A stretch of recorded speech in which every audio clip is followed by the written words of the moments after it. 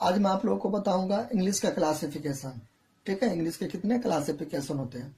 Classification आप बोलिए या पार्ट्स बोलिए या टाइप्स या ब्रांच या ग्रुप्स या काइंड्स, कुछ भी आप बोल सकते हैं। माइनर डिफरेंस होते हैं, मोटा मोटी बात एक ही होता है। क्लियर? तो चलिए स्टार्ट करते हैं। हेडिंग देखते हैं पहले, क्लासिफिकेशन ऑफ इंग्लिश का।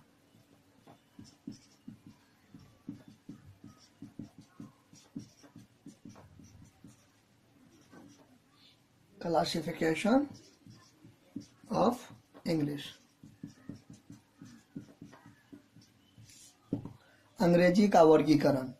ठीक है, क्लासिफिकेशन का मतलब होता है वर्गीकरण, किसी चीज को समूह में बांटना। क्लियर? तो इंग्लिश के 3 क्लासिफिकेशन होते हैं। कितने होते हैं? 3 होते हैं। ठीक है, 3 होते हैं। फर्स्ट जो होते हैं वो तो वोकैबुलरी। ठीक है, वोकैबुलरी VOCABULARY, वोकैबुलरी। इसके अंतर्गत में वर्ड आते हैं। ठीक है, वर्ड मीनिंग नहीं समझते, ग्लोसरी या नोट्स जो होता है ना, वो आता है इसमें, वर्ड मीनिंग आते हैं। ठीक है, वोकैबुलरी के अंतर्गत में वर्ड मीनिंग आते हैं। क्लियर? अगला जो होते हैं वो ग्रामर होते हैं। ग्रामर। ठीक है, ग्रामर हमें क्या सिखाती है? रूल। ग्रामर के अंतर्गत में क्या आते हैं? रूल आते हैं। ग्रामर के इंक्लूडिंग क्या आते हैं? रूल आते हैं। क्लियर? RUL, रूल मतलब नियम। ठीक है, वोकैबुलरी का मतलब होता है शब्दावली। ठीक है, इसमें शब्द आते हैं। शब्दावली है तो शब्दावली में शब्द आएगा। ग्रामर मतलब व्याकरण, तो क्या व्याकरण में जो होते हैं वो नियम आते हैं। क्लियर? और नेक्स्ट जो है वो लिटरेचर। नेक्स्ट जो है लिटरेचर, LITERATURE, लिटरेचर। इसके अंतर्गत में क्या आते हैं? इसके अंतर्गत में स्टोरी आता है। ठीक है, क्या आता है? स्टोरी। लिटरेचर का मतलब होता है साहित्य। तो क्लासिफिकेशन ऑफ इंग्लिश तो 3 होते हैं, वोकैबुलरी, ग्रामर और लिटरेचर। वोकैबुलरी में वर्ड आते हैं और ग्रामर में रूल आते हैं, लिटरेचर में स्टोरी आते हैं। और एक चीज और है जिसका आपको बारीकी से ख्याल रखना है। यहाँ पर एक तरीका से कैच है। ठीक है ना, कैच मतलब एक तरीका से पकड़ है जो आपको रखनी है। ठीक है, क्लासिफिकेशन इंग्लिश में एक तरीका से कैच है, पकड़ है जो आपको रखनी है। अब क्या कैच है? देखिए, कोई भी आपको पूछेगा क्लासिफिकेशन के, तो आप यहाँ पे एग्जैक्टली 3 नहीं बोल दीजिएगा। ठीक है, एग्जैक्टली 3 बोलने का मतलब है कि आपने डिसीजन ले लिया कि चलो 3 ही होते हैं, तो यहाँ पे आपका गलत हो जाएगा। ठीक है, कि आपको कोई पूछे कि how many classification of English, आपने बोल दिया 3। नहीं, तो 3 नहीं बोलना है। तो क्या बोलना है? आपको बोलने से पहले आपको मैनुअली लगा देना है। मैनुअली लगा देना है, MAINLY, मैनुअली लगा देना है। ठीक है, तो how many classification of English, manually 3 classification of English. How many kinds of English, manually 3। How many parts, manually 3। Whatever, कुछ भी मैनुअली लगाने का मतलब है कि और कोई भी तो होता होगा डेफिनेशन, और कोई तो काइंड्स होते होंगे, और कोई टाइप्स होता होगा, और कोई ब्रांच होता होगा, और कोई पार्ट्स होता होगा, और कोई क्लासिफिकेशन होता होगा, लेकिन बहुत सारे होते हैं। हमने उसमें से जो मेन होते हैं वो हमने लिया, मुख्य लिया। जैसे कहीं पर आप किसी को दावत देते हो तो दावत आप मान लीजिए 50 आदमी को दावत दिए। ठीक है ना, 50 जन है, जन मतलब आदमी। ठीक है, 50 जन को आपने क्या दिया? इनवाइट किया। लेकिन आपको नजर रहती है कि इसमें से मेन आदमी सब आया कि नहीं आया। अब बाकी तो सब आया, लेकिन आपका नजर किस पर रहती है? मेन आदमी पर। तब ना फिर बाद में जाके बोलते कि हाँ वो आदमी सब नहीं आया। तो वो आदमी सब नहीं आया, इसका मतलब क्या? और सब तो आया था, तो सब पर नजर आपको नहीं गया, लेकिन गया क्या? वही गिने चुने आदमी पर, इसलिए मैनुअली। तो इसका मतलब होता है इंग्लिश का बहुत सारा क्लासिफिकेशन होते हैं। 4 भी हो सकते हैं, 5 भी होते हैं, 6 भी होते हैं, 7, कुछ भी हो सकते हैं, कुछ भी होते हैं। लेकिन मेन जो होते हैं, मैनुअली जो होते हैं, वो 3 होते हैं। इस हिसाब से आपको 3 नहीं बोलना है। 3 अगर आप बोलते हैं तो आप फंस जाते हैं। आपको क्या लगा देना है? मैनुअली लगा देना है। मैनुअली 3 मैनुअली लगा देना है। ठीक है, मैनुअली अगर आप बोलिएगा तो इसका मतलब और भी कोई होता होगा 4, 5, 6, लेकिन मैनुअली हमको क्या आता है? 3 आता है, इस तरीका से। ठीक है, आप कैसे भी सोच सकते हो, आपकी प्रॉब्लम है। क्लियर? चलिए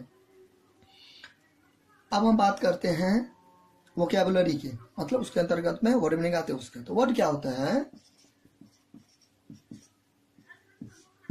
वर्ड क्या होता है? अ कॉम्बिनेशन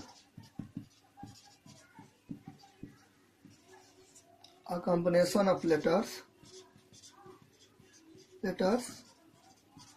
that is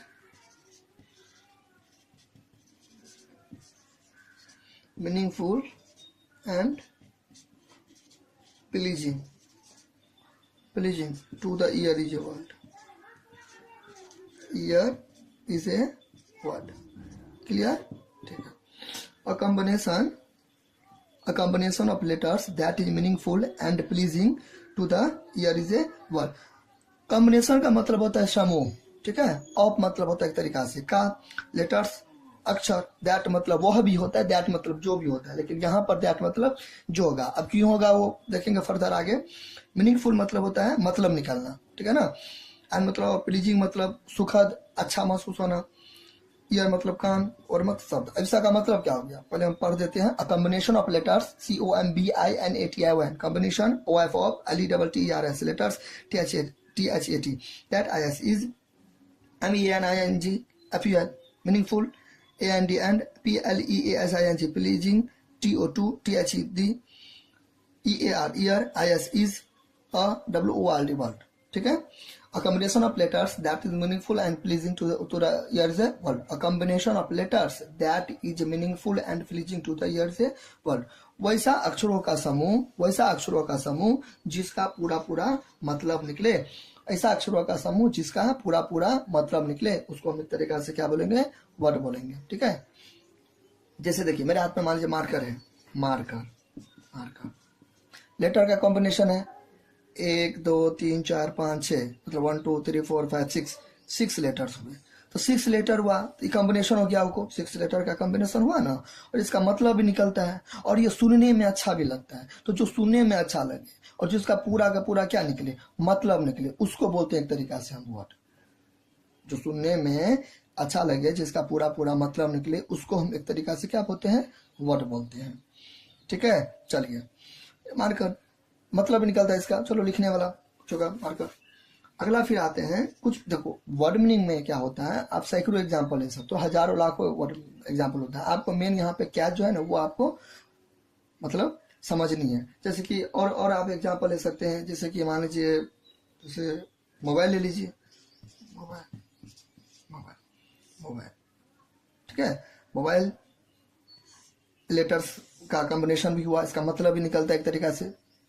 बात करने वाला, चलता फिरता आदमी होता है, इसका मतलब मोबाइल मतलब चलनशील, कोई कुछ भी आप, है ना। मोबाइल मतलब बात करने वाला कोई मशीन, डिवाइस एक तरीका से, कुछ भी आप इसका हिंदी हो सकता है, ठीक है। मोबाइल आप इसी से कुछ आप एग्जाम्पल कुछ भी हो सकते हैं, ठीक है ना। ETC डाल दीजिए आप, एक्सेट्रा, ठीक है। अब देखिए आप इसी से मिलता जुलता एक टर्म आता है जम्बल्ड वर्ड, जम्बल्ड वर्ड, इसी से मिलता जुलता टर्म आता है जम्बल्ड वर्ड। जम्बल्ड वर्ड का मतलब क्या होता है, गडमट अच्छा, क्या होता है, गडमट। शब्द दे दीजिए, लेटर आता है तो अच्छा शब्द, लेटर्स बहुत सारे लेटर्स मिलता है तो शब्द होता है, तो इसलिए यहाँ पे बेटर क्या होगा, शब्द। या मिलावटी अच्छा, या मिलावटी अच्छा, ठीक है ना, या मिलावटी शब्द, ठीक है। अब जम्बल वर्ड क्या होते हैं, जम्बल वर्ड क्या होते हैं, अ group of letters having no definite meaning are called jumbled word, jumbled word यहाँ दे दीजिए, jumbled word are called jumbled word. A group of letters having no definite meanings is called jumbled word. A group of letters having no definite meaning is called jumbled word, यार को jumbled word, ठीक है। अभी jumbled word क्या होता है, अभी वही एग्जाम्पल से समझते हैं। देखिए जैसे कि पिछले में हम आपको एग्जाम्पल देते मार्कर का, ठीक है। अब कोई भी वर्ड में नहीं ले सकते, कोई भी वर्ड में नहीं आप लिख सकते हो, हजारों लाखों सैकड़ों करोड़ों बहुत बहुत सारे वर्ड मीनिंग है, बहुत सारे इन्फिनिट वर्ड मीनिंग है, आप कुछ भी एक तरीका से ले सकते हो। तो हमने अपना, मेरे हाथ में मार्कर है तो हमने मार्कर ले लिया। अभी मार्कर में देखिए ती तो आपको वर्ड हो गया क्योंकि इसका मतलब निकलता है, लेकिन आप इसी को अगर उल्टा पुल्टा करते हो, ई दे दीजिए, पार दे दीजिए, के दे दीजिए, आर दे दीजिए, ए दे दीजिए, एम दे दीजिए, 1 2 3 4 5 6, 1 2 3 4 5 6। आप देखिए ई क्या हो गया, ये करम, ये तो कुछ हुआ ही नहीं। मतलब वैसा वर्ड मीनिंग, वैसा शब्द, वैसा ग्लोसरी, वैसा वोकैबुलरी जिसको गूगल भी एक्सेप्ट नहीं करे। रिपीट, वैसा वर्ड मीनिंग, वैसा वोकैबुलरी या वैसा ग्रोसरी, कुछ भी आप समझ लीजिए, वैसा शब्द जिसको गूगल भी एक्सेप्ट नहीं करे, मतलब जिसका कुछ मतलब नहीं हो। तो वही एकदम डिफिनेशन समझने की कोशिश कीजिए। A group of letters having no definite meaning, definite नहीं, डिफिनिट तो उसका वर्ड का नो लगा है, तो नो डिफिनिट मीनिंग, आजकल जमाना बोल, मतलब वैसा शब्द जिसका कोई मतलब नहीं निकले, ठीक है ना। और ये बहुत पूछता है कंपटीशन समय, जूनियर से लेकर सीनियर क्लास में पूछता है, कॉम्पिटिटिव एग्जाम सब में पूछता है। जब भी आपको दे देगा ये तरीका से, एक तरीका से आपको ये दे देगा, ये आर के ऐसे करके दे देगा, बोलेगा इसे आपको वर्ड मीनिंग बनाने के लिए, ठीक है ना, इसे आपको मीनिंगफुल शब्द बनाने के लिए, आप बना दीजिएगा इसे मारकर अपने नॉलेज के हिसाब से, विवेक के अनुसार, बुद्धि के अनुसार, ठीक है ना। इस तरीका से कुछ भी आपको दे देगा, कुछ भी दे देगा। जैसे कि मान लीजिए एलिफेंटे है, कुछ भी ले सकते हो, एलिफेंटे है, इसको उल्टा पुल्टा कर दीजिए, एच दे दीजिए, ए दीजिए, N T E L E, 1 2 3 4 5 6 7, 1 2 3 4 5 6 7, और फिर एक और छूटता है, एच हमने दे दिया, एच दे दिया तो एच हटा दीजिए, ए दे दीजिए तो ए हटा दीजिए, एन दे दिए, टी दे दिए हटा दीजिए, पी नहीं दिया तो पी दे दीजिए, ठीक है। अब ये दे देगा, अब बोलेगा इसका मीनिंगफुल बनाओ, मीनिंगफुल एलिफेंट हो जाएगा, एलिफेंट हो जाएगा, इस तरीका से, ठीक है। जूनियर क्लास में दे देता है, जूनियर क्लास में दे देता है, बच्चे लोगों को वाई दे देता है, ये ऐसे करके दे देगा, ठीक है। अब बोलेगा इसे वर्ड में नहीं बना, जूनियर बच्चा से बना देगा वह, वो चीज वही होती है, खाली उसका जो होता है, जो तरीका होता है वो धीरे धीरे धीरे एडवांस होता जाता है और हार्ड होता जाता है। बाकी ये जूनियर क्लास सबका है, और आपको थोड़ा एडवांस वर्ड मीनिंग सब सीनियर क्लास में जाता होगा, तो बहुत पूछता है कंपटीशन में, ठीक है। अभी हमने आपको क्या बताया, वर्ड जिसका पूरा पूरा मतलब निकले, जो सुनने और बोलने में अच्छा लगे वो वर्ड होते हैं, जो सुनने और बोलने में अच्छा नहीं लगे उसको नंबर वर्ड बोलते हैं, ठीक है। अगला था ग्रामर, ठीक है, ग्रामर, अगला क्या था, ग्रामर।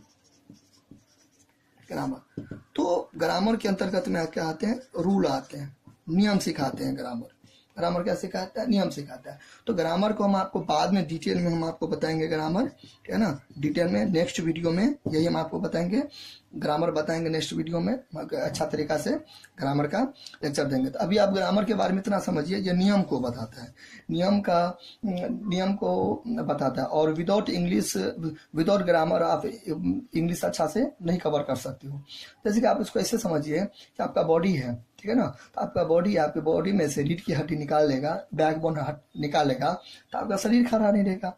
तो आप समझ सकते हो कि जिस हिसाब से शरीर बैकबोन पे टिका हुआ है, उसी हिसाब से आपका जो इंग्लिश है वो ग्रामर पे टिका हुआ है, ठीक है ना। आप इसको ऐसे समझिए कि आपका बॉडी हो गया एक तरीका से इंग्लिश हो गया, और आपका जो रीढ़ की हड्डी हो गया ग्रामर हो गया, ऐसे आप समझ सकते हो, ठीक है ना। कोई भी, अच्छा एक और एग्जांपल हम आपको देते हैं, जैसे कि कोई भी फिल्म है, कोई भी मूवी है ना, तो मूवी को सुपर हिट करने में हालांकि बहुत सारे का हाथ रहता है, देखिए जो मेन जो हाथ होता है वो किसका होता है, हीरो का। हीरो जिस हिसाब से एक्टिंग करेगा, हीरो जिस हिसाब से अपना जो अभिनय को निभाएगा, उस हिसाब से फिल्म सुपर हिट या फ्लॉप करता है, ठीक है ना। तो उसी तरीका से तो आप इसको ऐसे समझिए, जो फिल्म जो होते हैं, मूवी जो होते हैं, वो एक तरीका से इंग्लिश हो गया, और उसका जो हीरो होते हैं वो ग्रामर होते हैं, ठीक है। आप कैसे भी समझ सकते हो, ठीक है, इस हिसाब से। और अगला जो लास्ट जो है लिटरेचर, लिटरेचर के अंतर्गत में आते हैं स्टोरी, लिटरेचर के स्टोरी आते हैं। लिटरेचर का मतलब होता है साहित्य, साहित्य, इसके अंतर्गत में क्या होते हैं, स्टोरी आते हैं। लिटरेचर के अंतर्गत में कहानी आते हैं। तो आप देखिए इसको सीरीज को आप उल्टा पुल्टा नहीं कर सकते हैं। पहले क्लासिफिकेशन 3, तो पहले अगर वर्ड मीनिंग आदमी याद नहीं करेगा, वर्ड मीनिंग अगर हम आप याद नहीं करेंगे तो ग्रामर समझने में थोड़ी परेशानी होगी। और ग्रामर अगर हमको आ गया तब हम कोई भी कहानी लिख सकते हैं, क्योंकि कहाँ पे आर लगेगा, कहाँ पे ए लगेगा, कहाँ पे दोज लगेगा, कहाँ पे दीज लगेगा, मतलब कहाँ पे आर्टिकल्स का प्रयोग करेंगे, कहाँ पे प्रीपोजिशन लगाएंगे, कहाँ पे कंजक्शन लगाएंगे, कुछ भी जो भी आप समझिए अपने हिसाब से। तो अगर आपको वर्ड मीनिंग नहीं याद है तब आपको ग्रामर समझने में दिक्कत होगी, पढ़ने में दिक्कत होगी। सैकड़ों वर्ड मीनिंग आते हैं इसके अंतर्गत में, तो वर्ड मीनिंग आपको याद नहीं रहेगा तो ग्रामर आपको कहाँ से समझ में आएगा। ग्रामर अगर आपको नहीं समझ में आएगा तो आप कहानी कैसे लिखिएगा, ऐसा आप कैसे लिखोगे, जिसको आप ऐसे भी बोल सकते हो, निबंध आप कैसे लिखोगे, कहानी कैसे करोगे, ठीक है ना। जैसे कोई भी आप किसी को संबोधन करना हो, किसी के बारे में बताना हो, ठीक है ना, लेक्चर देना हो किसी चीज पर, आप कैसे करेंगे। तो आप सीरीज आपको उल्टा पुल्टा सीरीज नहीं करेगा। पहले वर्ड मीनिंग है तो पहले वर्ड होगा, सेकेंड ग्रामर है तो सेकेंड ग्रामर होगा, देन लिटरेचर है तो देन लिटरेचर भी है। कॉमन सेंस की बात है, वर्ड मीनिंग पहले आएगा, पहले वो लोग वर्ड मीनिंग याद करेगा, उसके बाद ग्रामर पढ़ेगा, तब ना लिटरेचर होगा। कि पहले आप कहानियां लिखने लगिएगा, तब आप रूल समझिएगा, फिर आप वर्ड मीनिंग याद कीजिएगा। रॉन्ग डायरेक्शन हो गया ना। राइट डायरेक्शन क्या हो गया, ये क्लियर, इस तरीका से ऐसे आपको चलना है। ये हुआ राइट डायरेक्शन। राइट डायरेक्शन मतलब क्या, first of word meaning, second grammar, वही वर्ड मीनिंग मतलब एक तरीका से वोकैबुलरी आप बोल दीजिए, ठीक है। और थर्ड में आते हैं लिटरेचर। आपको ऐसे नहीं चलना है, आपको ऐसे नहीं चलना है, पहले लिटरेचर, उसके बाद ग्रामर, उसके बाद वोकैबुलरी। तो ये आपको क्या हो गया, गलत हो गया ये, ठीक है। तो पहले जो होगा वही होगा एक लेंथ डायरेक्शन में, ठीक है, सीधे डायरेक्शन। पहले वोकैबुलरी तो पहले वोकैबुलरी, देन ग्रामर तो ग्रामर, लास्ट लिटरेचर तो लास्ट लिटरेचर, ठीक है। तो अपने लोग मिलते हैं अगले वीडियो में, और अगले वीडियो में हम आपको ग्रामर के बारे में बताएंगे एकदम अच्छा से डिटेल।